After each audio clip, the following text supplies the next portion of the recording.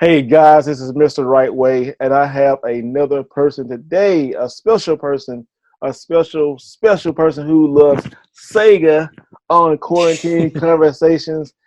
He goes by Tim, but on Twitter he is Sega Master Tim. Did I get that right? Yeah, Sega Master Tim. Sega Master Tim. See, that's so like I want to say Sega Master System. Yeah, I know. Somebody said because I was thinking of I wanted to change my name because I had my actual name up there, so I put out some suggestions, and somebody said somebody you should make it Sega Master System. See, that's And I'm like, good. That's Oh. good. Yeah. But I thought I'd just go with the original name that we were called at work. So yeah, so Sega Master Tim. See, it's even hard Uh, for you to say now. yeah, I know. No, I can't even say my own name. 3 letters, 1 syllable. Very hard, isn't it? So this is going to be a great. On here on my channel, I started something called Quarantine Conversations. So Okay. I like to talk to people just about gaming, music, Yeah. just what's going on in the world and stuff. And uh, Yeah. I love your Twitter, man. I mean, you got such a good Twitter presence and good. Just it's amazing. You're always in Melbourne, right? Yeah. Oh, okay. So I Okay, always so have this conversation. We're Americans. Okay, it's not Melbourne. more Okay, born. it's not. We're not born anywhere. Okay, so so Tell me all how to. Americans listening to this. Yes, Okay, it's tell not them. Melbourne. All right. It's Melbourne. Bun. Melbourne. Been okay, Melbourne. Melbourne. Well, I guess Melbourne. well I well see I've been when I was in the military, I've been there. I've been there. I went to Oh yeah. I've been to Yes, sir. Perth, I've been to Sydney, Yep. and I've been Yep. Perth and Sydney. Because I remember the Sydney Opera House, and I got to take a picture of it. I didn't get a chance to go Yeah. in it, and I was so like, oh, I'm going to go back one day. Actually, that's the first place in Australia I had my first cappuccino. Back in 90, what was it? 97. Yeah, 97, What 1998. 1998. Yep. in Sydney? No, I think it was Perth. You think it was Perth? Then it I would have think it been was Perth. crap. It It would would been have been crap. crap. Because Melbourne is like the foodie destination of this country, it and might we're have been there. very we're, It might have been there. yeah. Okay. Yeah, so we're very particular about coffee. Mind you, I don't really drink it because, as you can see, I'm having a cup of tea here. Hmm. Oh, that's magical, isn't it? I know you got Wow. a good green screen going on there. I'll disappear myself. Yeah, so coffee's a big thing in Melbourne. I love coffee. So, oh, I'll only have a bit. I'll maybe have one a week. That's Oh, about really? it. Okay. Yeah. It just makes me heart race. Yeah, it will do that. It will do that. It's like Yeah.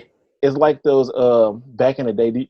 You probably in my age group, but you remember those them pills that you can take when you work out and get your heart rate, or it's supposed to get you more energy. It's like one of Oh those. yeah. It's one of those. I think. Man, it was crazy because I was like a big workout guy back in the day, and you Yeah. take these pills and they're supposed to give you like super energy, but they make your heart race. I had to stop taking those. Yes, it's not good for you. It's really not. No, it's not. Yeah. I mean, I once had. I went overseas one time, so you know of Red Bull. Yes, I know Red Bull. Yeah. Okay. So Red Bull. Yeah.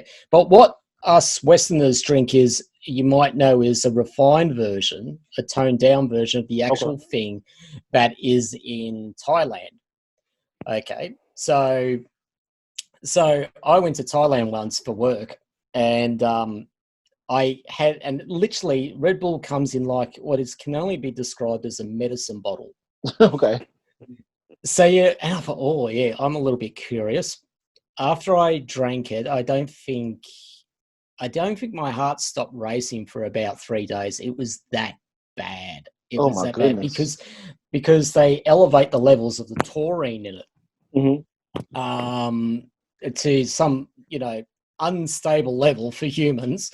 But yeah, you can just buy it off the shelf over in Thailand. But oh, it tastes the same.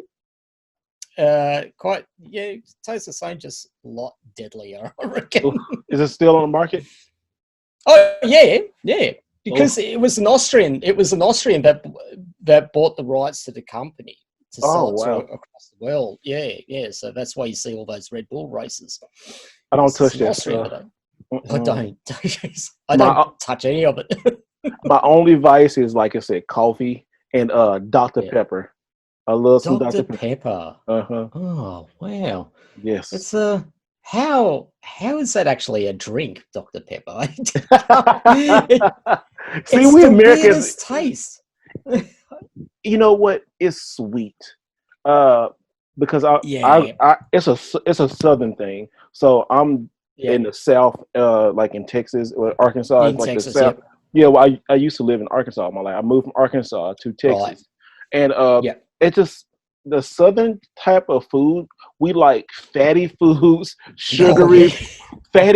sugary foods, unhealthy foods, but they don't, just. And see, that's why I quarantine. I gained a couple pounds because I've Oh, been same here, eating really, mate. been eating good.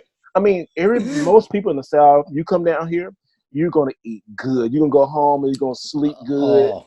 I mean, you hear like ribs that fall off the bone. I'm talking about like pulled Uh, pork sandwiches, good fried uh, chicken, like green beans, purple hull peas, all that kind of stuff, like all good stuff. But and then Dr. Pepper. I don't know why I like Dr. Pepper so much. I guess it's just sweet. It's just a drink that I always had. I didn't really too much yeah. care for Coke or Pepsi. I would drink them if they didn't have Dr. Pepper, but it just Dr. Pepper, just what I always like. And come to find out, Dr. Pepper is from Texas. Oh, is it? Yeah, yeah, Okay. it's a Texas thing. Cool. Yeah, and also too, Dr. Pepper is great for mixing drinks because it's so With sweet. what? With Um, what? Petrol? no, Crown Royal or like some kind of whiskey or something.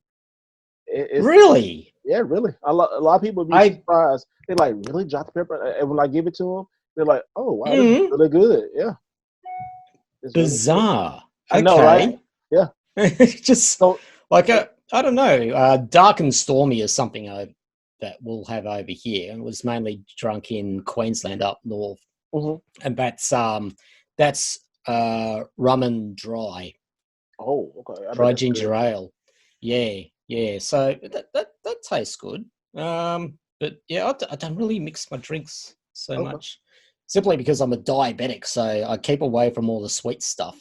okay. yeah, I totally yeah, understand that. yeah. Don't get So, me wrong. I don't mind sweet stuff. It yeah, just but sends me high. you just got to yeah. have it in moderation. Yes.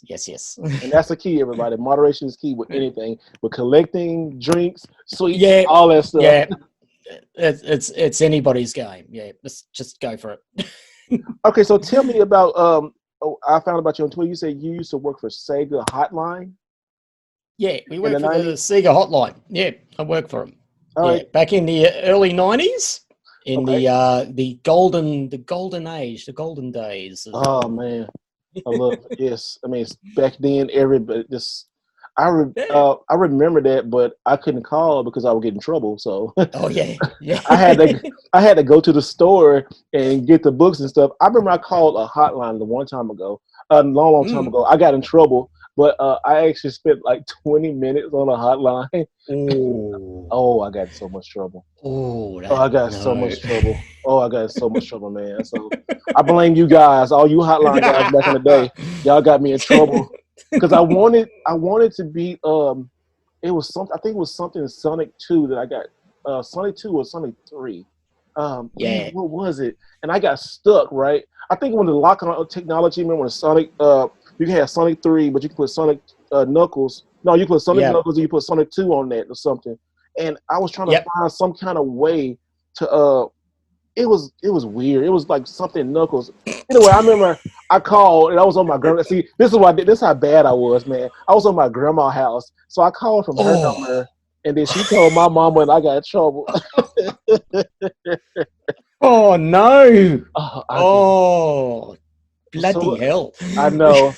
So my gaming roots run deep, man. I mean, I remember. I'm gonna get back on that. The first Yep. console I had was like a Radio Shack type of thing. And my first experience with color, the NES, it was always in my grandma's house because I always did stuff in my grandma's house because I knew I couldn't do it at home. Because over here, they think that if you hook the Nintendo up to the TV, it will mess the TV up, which in turn you need a TV to make it. But my parents didn't understand that back in the day. So I tried to tell them as a child, no, you need the TV. And they would always give me this black and white TV. I couldn't touch a nice color TV. I was like, so when I got the color TV in my grandma's house and she finally understood, then I took it a step further and called us, put up hotline. I don't know if it was Game Pro or I don't know if it was Sega Hotline, but it was one of those lines back in the day because there was so many. Yeah. But well, that was it. Yeah, there were many. It was so many. Explain it to me. Okay, so in Australia it was a little bit different because there were really only two main hotlines, and that was Sega and Nintendo. There were only those two. The UK was different. They had, like you, a lot of independent companies where you had a number for almost every game. Yeah. So, weird. But that was also capitalism at its finest, wasn't it? So, but when I started working for Sega, it wasn't charged per minute because it was like a local call. So say for example, you were living in Sydney and you called up the hotline. That's where the hotline was. That would be only like a local call, so it only cost you 25 cents. Wow! But if you called from anywhere else, that would be like a trunk call. So you would be charged per minute. So that would almost be like 20 cents per minute. But those fees didn't go to the company. It didn't go to Sega. It went to the company that you were with at the time. So and back in the early 90s, there was really only two telephone companies at all. So you had Telstra and Optus, but everybody basically had Telstra. So Telstra was getting all the money. Sega wasn't. All right. But then the Sega hotline went from that to like a club membership, and then it went to a per minute basis. Oh, wow. Okay. Yeah. And I pretty much left just as they went to a per minute basis, mainly on a principal basis, you know. But that's another story. Yeah. So during the hotline, did they give you like I see some. I'm a photographer also, so I'm always interested when I see like classic pictures of anything like gaming, wrestling, anything history. And most of the times when I see photos from hotlines, I see somebody sitting in front of the computer with this big old book and they reading stuff, and also a nice little PVM sitting right there, and they have a Sega or Nintendo, and they have like a selection of games. So how was your setup? What did you do when somebody called in? Walk me through that. Okay, so the room itself, well, there was like two rooms. Each room had about 3 desks in it. Okay. We had, now our hotline was apparently one of the more advanced in the world because we didn't really use books at all. Everything was on a database. So if if person calls in and says, I'm stuck on said game, all right, if you weren't too sure about the game, you could look it up. Okay. But we didn't have our own PVM on each desk. We sort of had a PVM, one in each room. Okay. And we would sit there, watch, or we would play ourselves those games. And mainly what you'd find is that we would play the games if we found, or either the game was new, okay? So if we built our knowledge up, we found out something new about the game, we put that data into the database. We would add on to it. But it also you could also say that, you might have got a call about something and you don't quite remember. So it was just basically to keep yourself current, to keep your knowledge up, keep up to date with the games, and also just to play games really too. So just like, I'm just doing some research. Yeah. That's awesome. Yeah. And we had two large cupboards, one cupboard in each room. So you had one cupboard full of Mega Drive games, top to bottom, and there was also another room with all the Master System games and Game Gear games. Oh wow! Okay, yeah. Also on top of that, we would also have ROM boards lying around. And this is one of the beautiful things about working on the hotline and when you're working directly with Sega, was that you used to get the games in ROM form before they were released. Oh wow! Yeah, so in prototype form, uncompleted. This is what we're thinking of bringing out. And I think I always reminisce this story with all my with all the interviews that I do, and that was when we got the ROMs for Street Fighter 2. That was an unbelievable day, and the people from Japan, because we got all of our ROMs mainly from Japan. They were kind enough to send over a couple of 6-button controls as well. So it was the first time we've seen that. And always say no work was done that day. Absolutely none. Yeah. It was a crazy day, because here you are, you would never think that a game like that would end up at home. And if it was going to end up at home, it would be years from that time before we could see anything. And we saw it and I was like, oh my God, it was great. So that championship, that game was such. When you said the Street Fighter Championship Edition, like that iconic cover, that game, it was like. I mean, I personally like playing Street Fighter on Sega, and then when that 6-button controller came out, oh my goodness! You said it made life so much easier, didn't it? Yeah, you had to push start. You had to go ABC start, AB or start. You didn't have to push start for kick or start. Like, okay, people, if you didn't know, back in the day, Street Fighter 2 came out on the Sega Genesis, but the Sega Genesis only had a 3-button controller. So if you didn't have a 6-button controller, because the 6-button controller, when it first came out, it was kind of like the Switch. It was trying to like get the Switch. Doing right now. You couldn't find it nowhere. And luckily, if you didn't get one, say you always wanted to get 2. So usually people didn't get 2. One people had 1. So you play 1, and then your friend would have the 3-button controller. So that's what happened in our house. So I had the 6-button controller. My cousin played, then we'll switch it up. But you had to push start switch from kicks to punch. Yes. And that was painful. It was painful, but you know what? We got through that because Street Fighter was at home. And it was so good. Did y'all have the same cover as the American cover? I'm pretty sure I can't say that. Yeah, I'm pretty sure it was exactly the same. Nothing else really changed in that sense. They tried to keep things the same as much as they could. There was only like a few titles that had slightly different colors. Like, as you know, like the Sonic cover's a little bit different between the Western version to the Japanese version, but that's pretty much it. There's not much changes at all, other than and the going from Mega Drive to the Genesis logo. Yeah, there'd be the other differences, obviously. So, so we get these games in ROM form, and we saw some bloody awesome games before they were released. It also helped us when we were reviewing games, because part of the job as well, we'd also be asked to do reviews for a magazine called Megazone.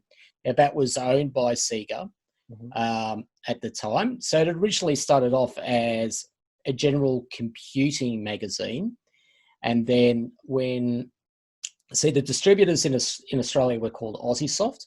Aussiesoft bought the rights to Sega, and then Sega bought out the component of Sega games in Australia. But Aussiesoft also bought the rights to Megazone, and it was a very popular magazine back at the time. And in there, there were lots of reviews about games, also cheats and tips and all the usual stuff that you find in magazines from back in the day, Ben. Yes, I've got a whole collection of them underneath my couch there. That's the good old days. You know how good you're making me feel right now, man. It's like I remember the magazines. Like you said, the golden age of gaming. The smell. The Yes. smell of the brand new magazine you take home with you, and then you're looking at all these amazing pictures of these new games coming out, and some very questionable artwork. Yeah, man. Yeah. I mean, people got us.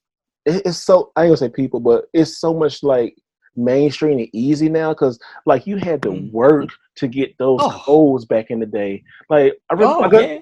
like I was saying earlier, I had to go to the store and get a piece of paper and take a paper and pen with me and write those down. I didn't have a cell phone where I can like just snap a picture. No, I had to like go like my mom would go shop and I said, okay, I'll run. I mean run and look and see what's new magazine coming out. And I get like 2 or 3 of them and then go to the little table sitting right there and see can I find the new codes and stuff. And you remember, you know how it was. It was just like it Yeah. was so good. And then every now and then you can get like when they start sending them to your house. Because at first, when they had these magazines, they Mm. didn't send them to your home. You couldn't get them to your home. Then it this trend that started where you can start getting it home, and it was like you get 12 issues, get 1 issue a month for like I think it was like $24 a year or something. You fill that Yeah. out, you be put it in the mailbox and stuff, and you be waiting through the mailbox, and when you get it, you like you would take your whole day to read cover to cover. Oh, it was so good. It was. So Oh. good. I'm getting chill bumps thinking about that. I'm goosebumps like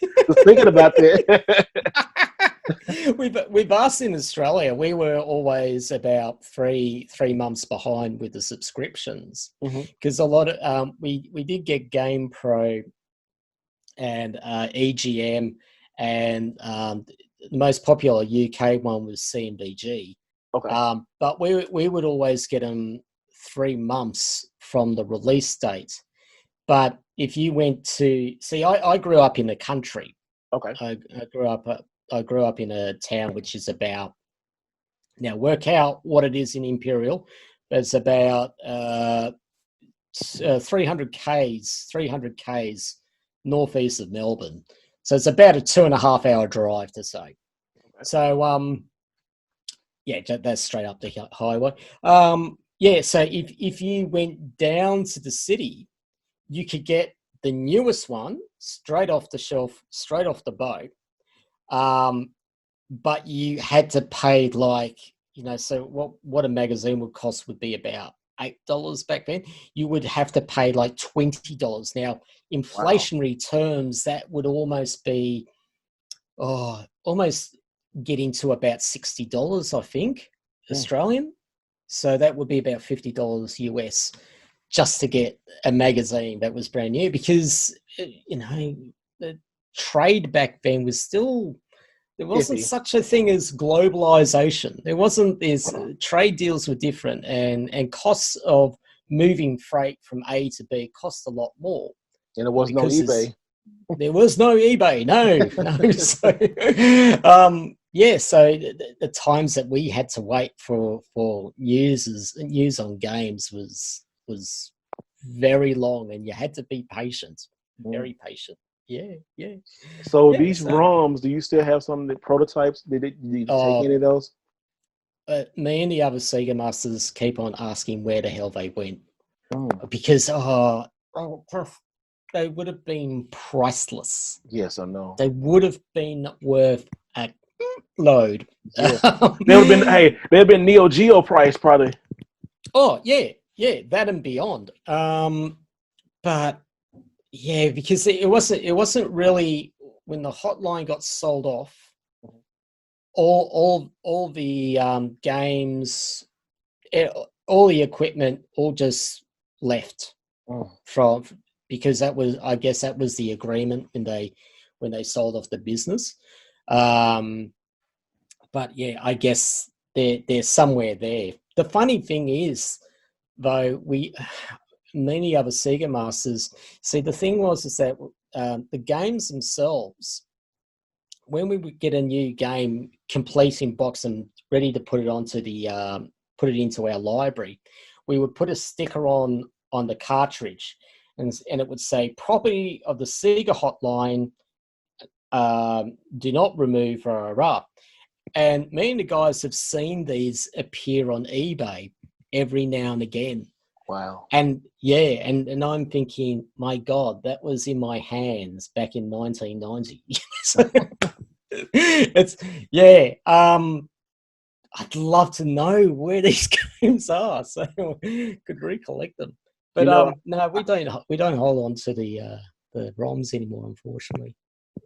man, there's so many Yeah. good memories. Like, who would have thought gaming would have been like it was? Because, like, back in the day, I consider gaming and wrestling coincide together because, like, Mm, if you like mm, wrestling and like gaming, like, oh, what do you like that fake stuff for? Or, why are you playing that? That's yeah. not going to help you. Yeah. And you get Yeah. bashed for being a gamer, just playing a game. Like, if Yeah. you really think about it, who makes fun of somebody who for reading? I mean, you actually reading and Exactly. using your brain to figure stuff out. Who would make fun of Yeah. that? Really? Yeah. I think it's just hundreds of years of perception Hmm. of what is termed as um, what is good for you. Because look, even today, video games get blamed for violence, which is absolute bullshit. Hmm. We know that to the day, and I don't know.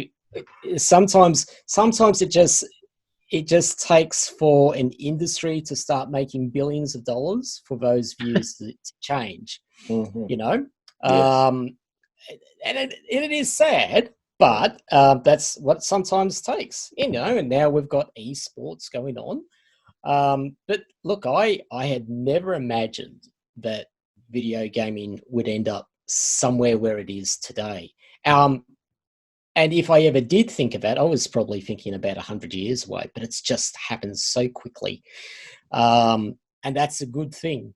Hmm. And I keep on saying that I'm so happy to be old enough to see how video games have evolved over these decades from a little Pong set to open worlds and big tournaments and Cell millions and millions phones and and stuff. cell phones and all Yeah. that sort of stuff. It's just crazy. And so, and yeah, look, even today, there's that.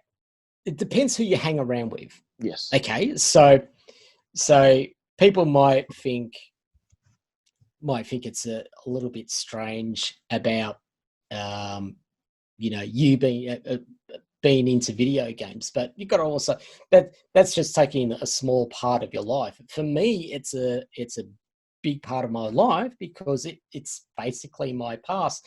And honestly, I've just technically burst onto the scene because one of my other Sega hotliners said, "Oh, you should put yourself out there. Makes it, Yeah. yeah, you should do it." I don't know whether I should, and then I did not know how much love there was for retro gaming out It's there, so and much still. yeah, and not that I didn't know, but just uh, how many subcultures within the gaming industry there are. So you got your cosplayers, which is absolutely mental. You got the diehard PC gamers. You got the diehard I'll only play Switch and all that. It's rather funny. But you get to my age, and I'm almost 48 now, and you say, "Oh, geez, I've seen it all." But Yeah. it's a good thing. It's a good thing to see. So Yeah. The yeah. subculture, now the new subculture in gaming is sealed gaming. Sealed. Have you seen that new trend about sealed games and stuff? Seal games. Yeah. Let me show you real quick. Explain. Okay. Hold on. Okay.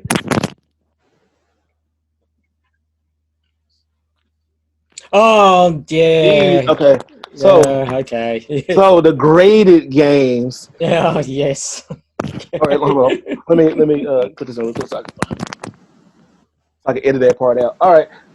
So the graded games, here it is. The Yes. graded games. Now, now it's a big thing right now It, because only reason I have this graded games is because I got this one and another one behind me very yeah. cheaply. Because I'm going for a sub collection of PlayStation 1 long box. and I absolutely love the long box games. But these two, Yeah. I got off of eBay for a very cheap price, and I thought it was be a joke until they sent it to me. I was like, oh, Yeah. okay. So yes, but most collectors now, some collectors, and you get a lot of people coming in from the comic book world who are buying up sealed video games and reselling those.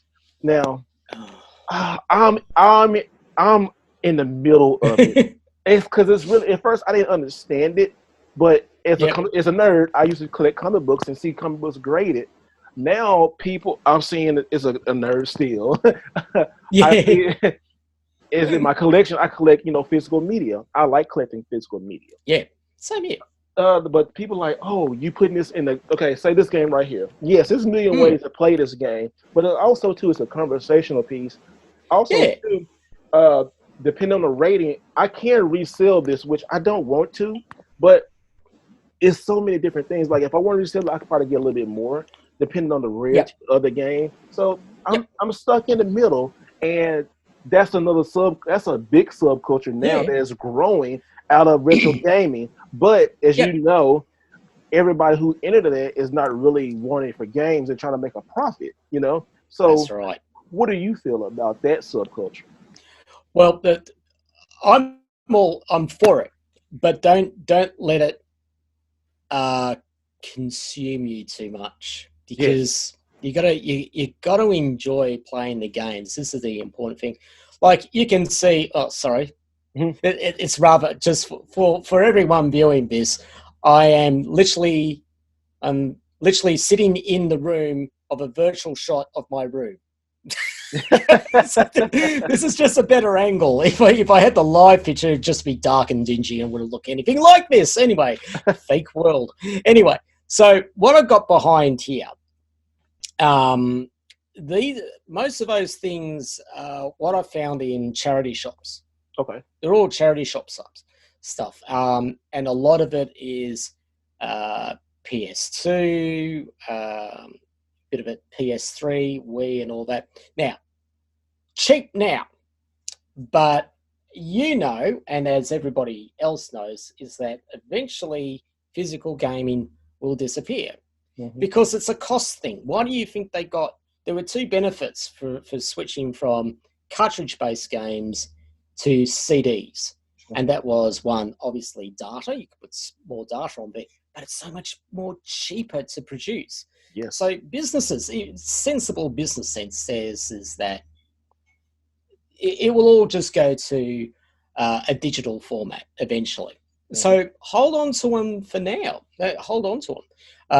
I have no plans of selling my stuff at all, but maybe one day I might need it for a rainy day. So it's nice to have a plan B every now and again. And every now and again, like you got with that game, you find a little diamond in the rough. You do. You go looking around and find these things. Like I found one game which was mispriced for $5, and I found that it was worth about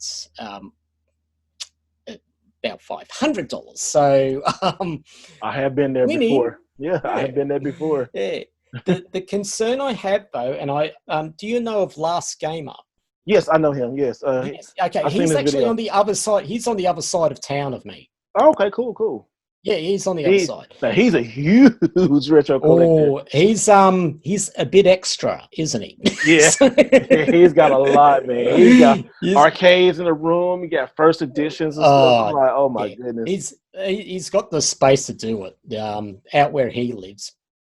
But he's talked about those cases that you put the games in, and you might have about a year ago, because how he was redoing his layout of how he was going to display the games, and what do you call him, an archivist? I think you call him an archivist.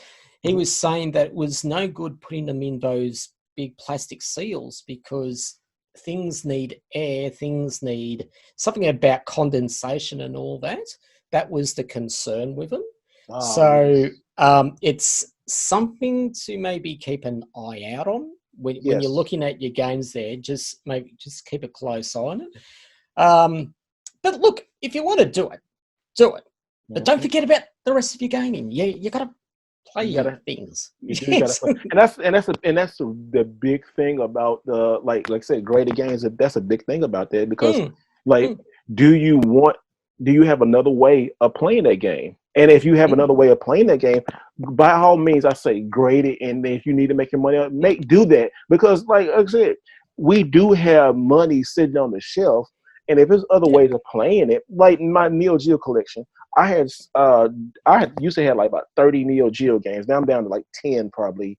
Some in the other room, but I found better ways to play my Neo Geo games just the way it was because really, in my opinion, I love the habit on there, but it's ridiculous if somebody wants to buy it and not sell it. You know, I mean, sell it to somebody. Why keep a $2,500 game on the shelf when I can use that for me and my family and stuff like that? Yeah, and that's it.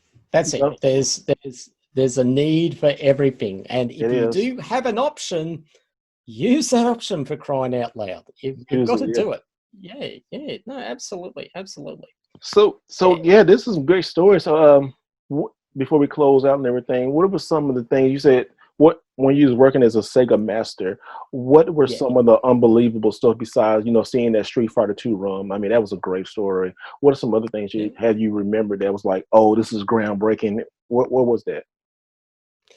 I think Sonic 2 coming out. Okay. We got to go to a lot of promotional events, obviously, because we were part of the industry and that, so you got to see celebrities and all that.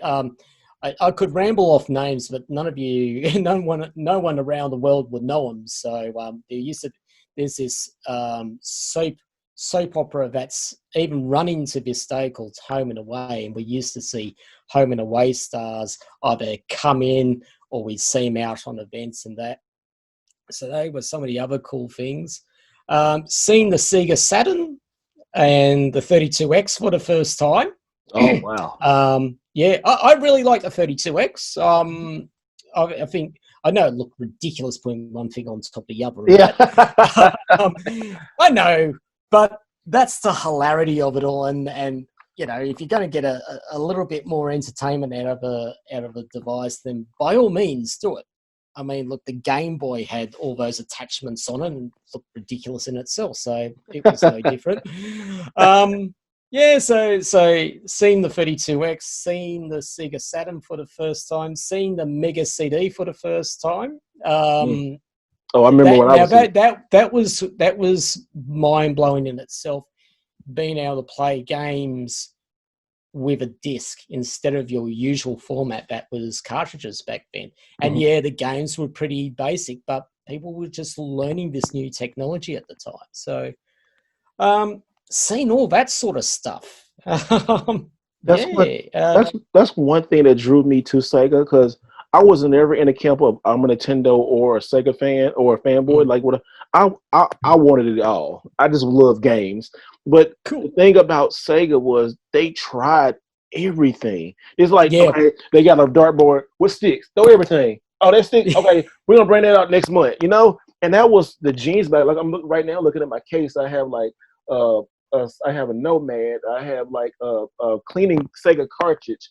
I have just different the Sega TV tuner. I still have one of those. All that stuff. Sega they tried. It's like Nintendo didn't try like a TV tuner, or not here in America. I didn't see one. It might have been in Japan, but I didn't see it here in America. I remember one of my friends had the Sega Game Gear, and then he bought the little thing, the TV tuner, to put it in, and we sitting in class or out on the park, not park, but during recess watching TV, and you couldn't hardly see it because you got to like put the antenna up and search for stuff. It was like, where is it? Where's it? And we sitting here with a little dog. Yeah, we're sitting here like looking like, okay, oh look, cartoons on. Come here, over here. And and back in the day, that sunlight will wash out that color on a Game Gear. But it was still like, oh, Game Boy don't got this. Game Boy we got color. And it was just like, but them batteries, boy. Woo. Yeah. Oh my goodness, mate. them were the days. It's There were. rather funny because like I would tell them tell people about the TV tuner Mhm. and saying that this is what was happening back in the early 90s, and people had their minds blown. What, you could actually see TV on a portable thing back then? Okay, yeah, Yeah. that's what was possible. That was possible. They paved the So way you to had do that. it. Yeah, and that's the only way you could do it. And they just think it was impossible back then, but no, it was possible. Yeah, so those sorts of just seeing games for the first time, going out to events, um, uh, doing things with celebrities, basketball teams. Wow. It was just the best first job a human being could ever have. That's what I could say. I never had a job before this, and I completely lucked out. Wow. How did you look out and get an awesome job like that? Because right now I know people watching like, man, that must have been an Yeah. amazing job just to sit there and play games all day. Yeah. It's kind of like a Twitch streamer. You was a Twitch streamer before Twitch was invented, you know? So you actually are one of the first Twitch streamers, I guess, huh? You could say that, just not in front of the TV so much. Yeah. So how did I get the job? So now I was in hospital a lot as a kid. The diabetes was playing up. I had several comas, heart stopped a few times. It's just like the fun I was having with diabetes, and what else better to do in hospital than to play video games. And I did have an Atari. Okay. But I went over to a regional city near my town, and my eyes first saw the Master System, and I'm like, oh my god! Because I thought this is like the arcades and that. And so I got that, and I fell in love with it. And I needed to know more about Sega. So I looked on the back of one of the cartridges on the packages, and there was an address for a place. I can't remember the suburb in San Francisco. Anyway, somewhere in San Francisco there was an address. So I wrote a letter. Not an email, a letter. You wrote a letter. And I basically said, as a young kid, I'm a big fan. I love Sega. Sent it off. I reckon it was about 6 months later, I got a reply from a woman by the name of Judy Jette. I'll call her Jet. Okay. It's Jette. Her name's actually credited on Crazy Taxi. That's from what I remember. Wow. Just as like how they do thank yous, that's where she's credited there. Okay. Yeah, and so we became pen pals. So we'd write each other letters and send things to each other and that. And this went on for about a year or so. And then out of the blue, I got this really like a box like this. No warning. And so I opened it up and I'm like, what's this all about?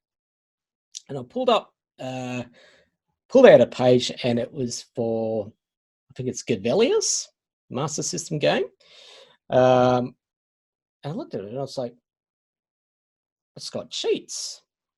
It's got walkthroughs. And when I realized what I had is all the cheats, all the walkthroughs for every game that had been released, games that were to be released, and games that had not been announced. So I had basically the Google of all the cheats for all the Sega games that were coming out. So I'm going, great, what the hell do I do with this? So this went on for months. And the irony of it all is that I used cheats as a curiosity, but not to beat a game. Okay. I was a very determined person. So, and this is where it comes into getting the job at Sega. So anyway, got a new game and I found that there was the hotline number. Mhm. So I rang him up and I'm like, yeah, stuck on a game. Wasn't really stuck on a game. And I go, bloody hell, they're the real deal. Okay. And so I started bugging him and I started saying, how do I get a job? Mhm. How do I get a job? Every week I was annoying them to get a job. And I always say, I think they gave in and they let me come up. So bless mum and dad, they paid for my plane ticket up to Sydney. Because if you were to drive, and I didn't even have my proper driver's license then, it would be like a 10-hour drive to get from where I was living to Sydney. So got up there and did the interview. I had no idea how to do an interview. I've seen movies, so maybe some idea. Do I go, is that what I take off from here? Is my guide? Maybe not. I didn't get any advice from my parents. They just said, just go up there, see how you get. I don't think they even thought I was going to get a job. Yeah, you just went out there and I was going to get this damn job, even if it killed me. Wow. So went up there. Yeah, tell us about yourself. I was a big fan. And they asked.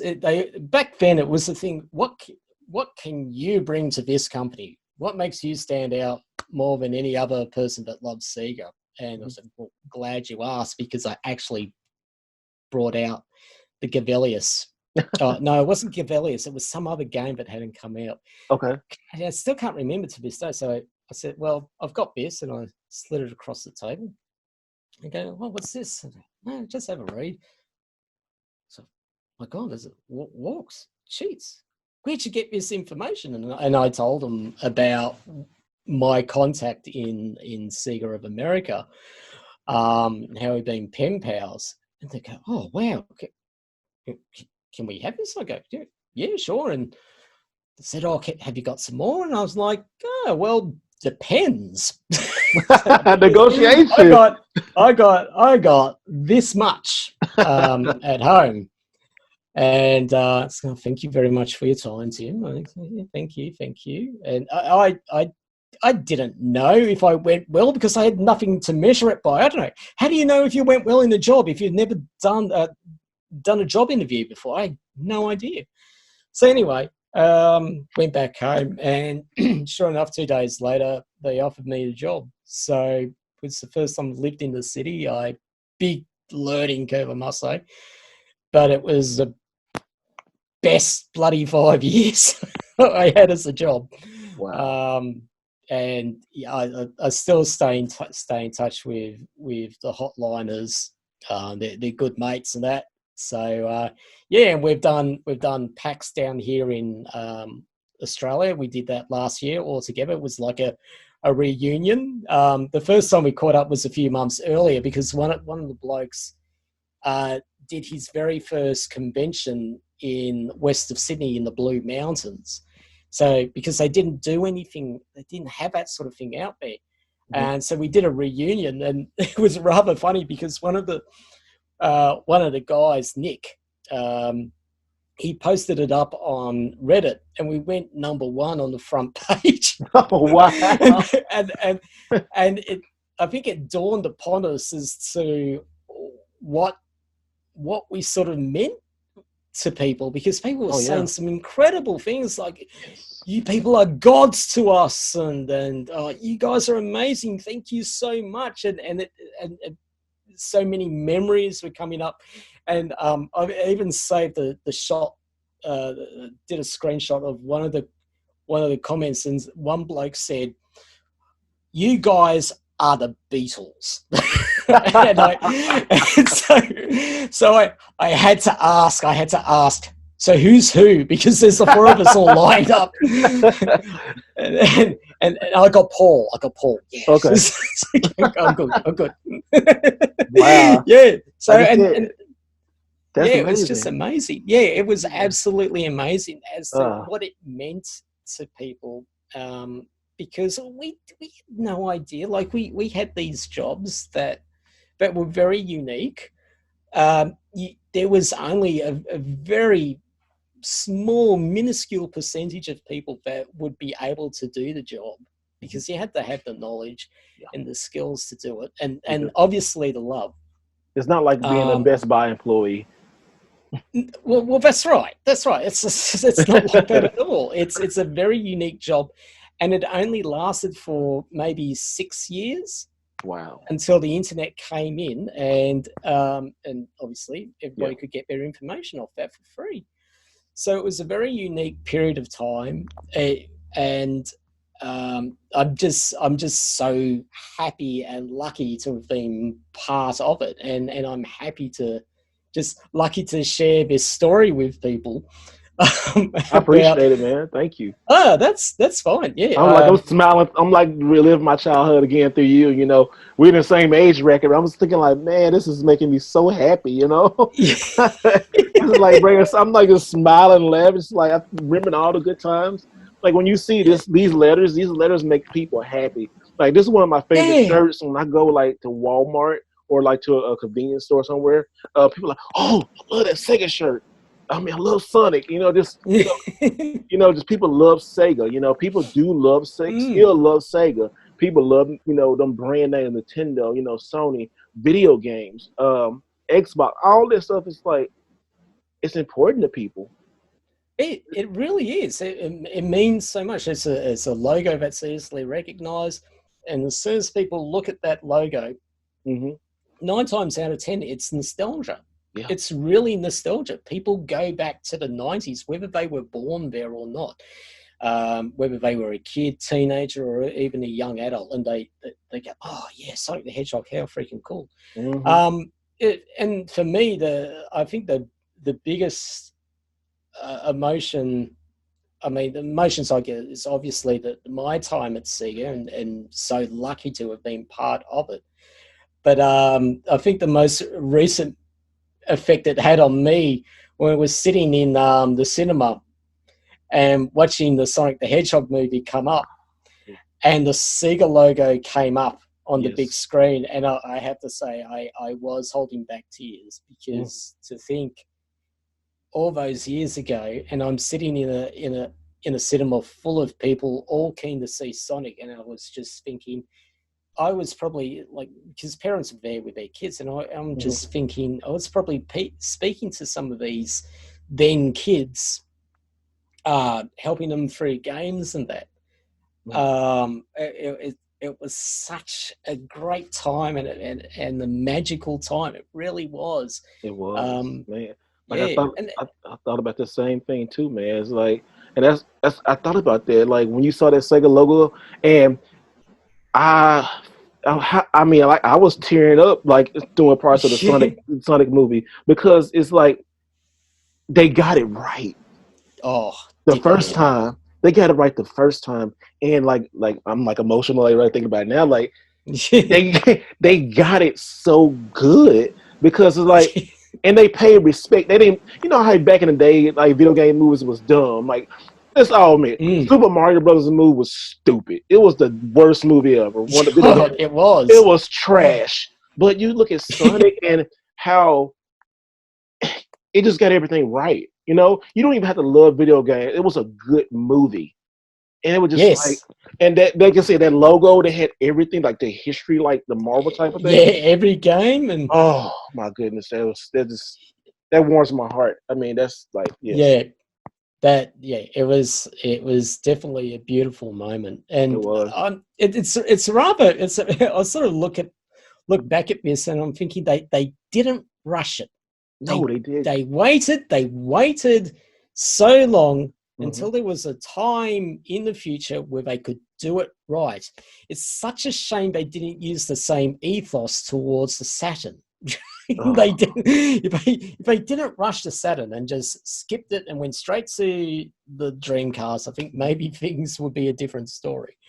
But I think that's why a lot of people love Sega though, because like I said earlier, Sega tried stuff and they got it wrong. They admit they got stuff wrong because they canceled it quick, but it Yeah. feels like that core Sega. When you find somebody who loves Sega and knows Sega, Mm. that's a really loyal person. I mean, like seriously, I know like a lot of my Sega friends, and them they are loyal people. They will Oh yeah. they will have your back. You know, they're kind. Sega it's deep, man.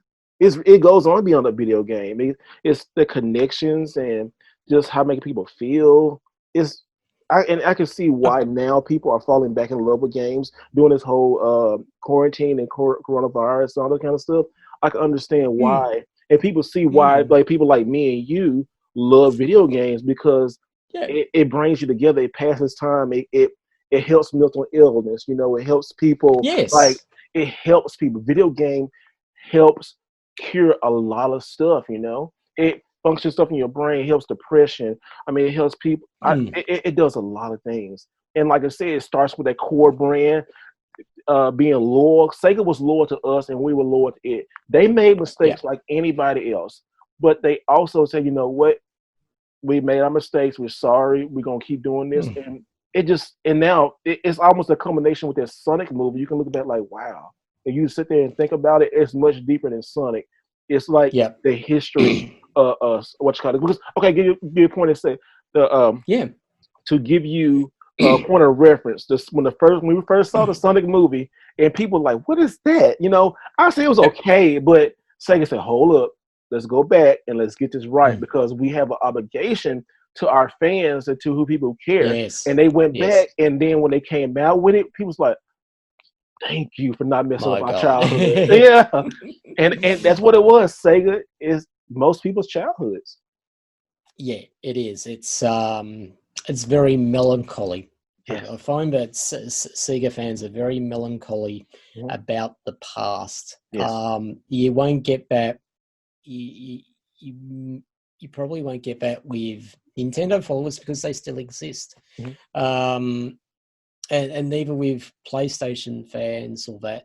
And like you, I'm fine with gaming, mhm. whatever it may be. I'm just happy that gaming's as big as it is now.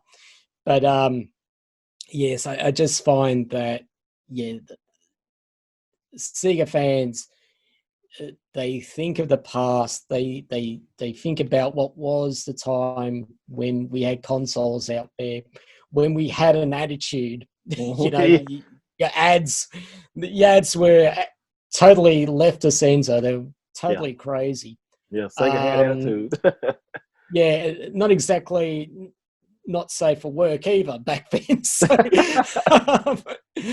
but in saying that, the the the the want to have another console Mhm. brought out may not be a good move No, I don't because think you so. may lose that inner glow, Yeah. that warmth that you have towards the brand of Sega. That's just my opinion, but it's great to be part Yeah. of a very unique period in time of gaming. Very fortunate to be part of it. So Uh, yeah, well, yeah, man.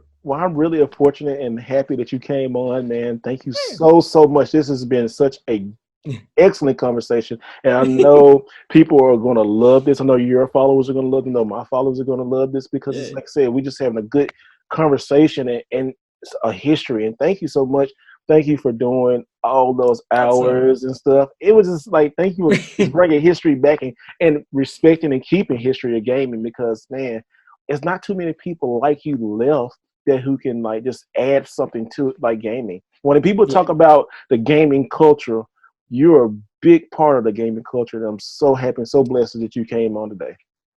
Oh, my pleasure, my pleasure. And the job I had, it wasn't like a corporate job. It Mhm. wasn't like, I did finance or I was in head of marketing. Me and the Sega Masters were all, were and still are gamers like everybody else. Yes.